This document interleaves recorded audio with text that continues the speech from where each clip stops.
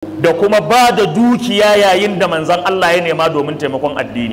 An samu Usmanu dan Affan ya yi kayan karafka na raƙumi 100, a watar waya ma aka ce ya fi haka.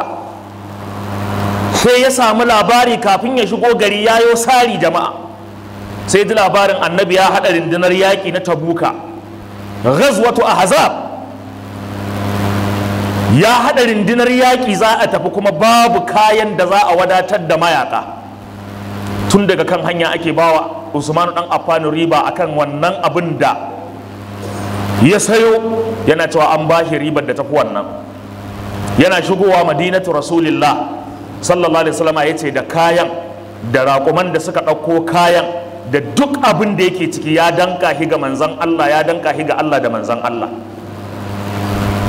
Wannan shine bazlul mali lahu idza aradahu, ba da dukiya yayin da annabi ya nema saboda wata bukata ta addini da ta taso.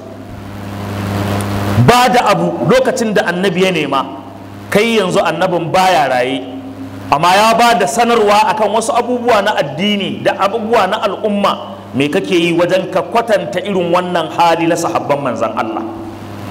Wal musara'ati ila mahabbatihi, da kuma gaugawa da rige-rige wajen soyayyar manzan Allah, a ga cewa da ni da kai muna tsere-tsere wajen muna nuna wa annabi so.